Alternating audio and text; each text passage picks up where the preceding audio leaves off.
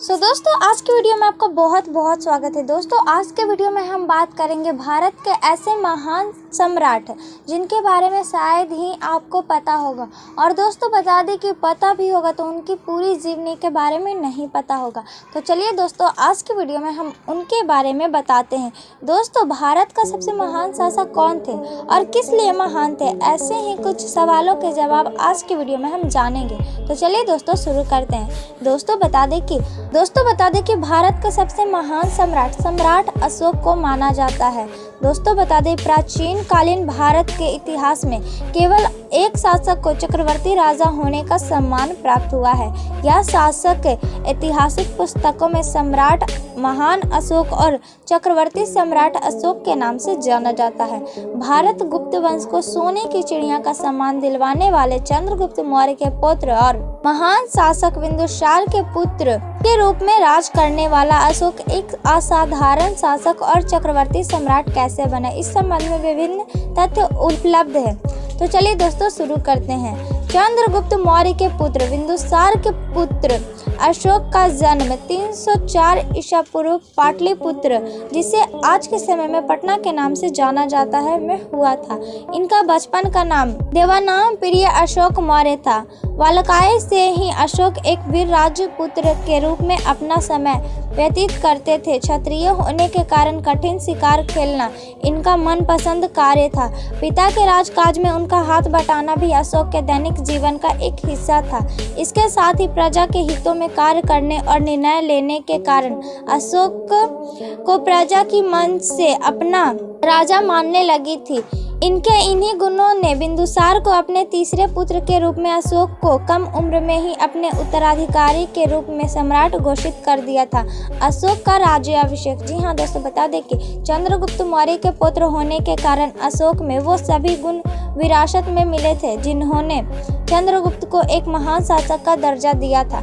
अशोक के राजगद्दी पर बैठने के संबंध में इतिहास में विभिन्न साक्ष्य मिलते हैं। कुछ इतिहासकार मानते हैं कि पहले बिंदुसार ने अपने बड़े पुत्र सुसीम को राजगद्दी सौंप दी थी। अशोक उस समय एक वीर युवा के रूप में सर्वप्रिय हो गया था। इस कारण सुसीम ने पिता से कहकर उसे विभिन्न स्थानों हो रहे विद्रोहों को दबाने के लिए भेज देता था। इन घटनाओं में सबसे पहले तक्षशिला, निर्वासन, उज्जैन और कलिंग के विद्रोह का नाम लिया जाता है। अशोक ने सहर्ष इन स्थानों पर जाकर कुशलता से न केवल इन विद्रोहों को समूल नष्ट किया, बल्कि निर्वासन में मत्स्य कुमारी कौरविकी और उज्जैन में देवी नाम की सुंदरी से विवाह करके उन्हें अपनी रानियों में शामिल कर लिया। इस सब घटनाओं से सैन्य शक्ति व प्रजा शक्ति अशोक के समर्थन में और सुसीम के विरोध में आ गई थी। उनका मार्ग रोकने के लिए अशोक के सौतेले भाइयों ने उनकी हत्या करने का प्रयास किया, जिसे अशोक ने समझदारी से विफल कर दिया और स्वयं राजगद्दी प्राप्त कर ली। दोस्तों बता दें मौर्य साम्राज्य का अभूतपूर्व विस्तार।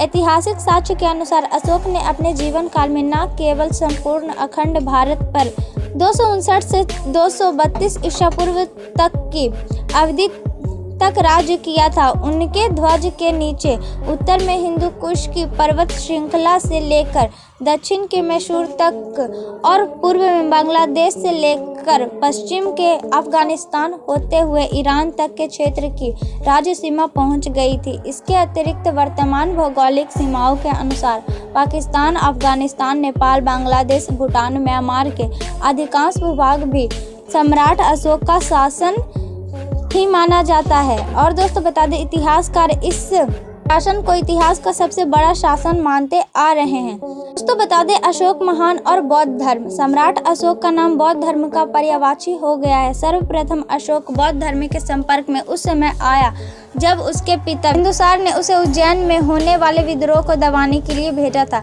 उस समय अशोक को अपने बड़े भाई सुसीम से प्राणों का भय होने के कारण विद्रोही को कुचलने के बाद अशोक क्षण रूप में बौद्ध सन्यासियों के साथ रहा गया था। उस समय उसका पहला परिचय बौद्ध धर्म और उनके नियम आदि से हुआ था। इसके बाद सम्राट बनने के बाद अपने साम्राज्य विस्तार प्रक्रिया में जीवन काल में कोई भी युद्ध न हारने वाला अशोक कलिंग का युद्ध जीतकर भी मानसिक रूप से हार गया था। इस युद्ध की विकरालता और हुई प्रलयंकारी संहार को देखकर अशोक का मन विचलित हो गया।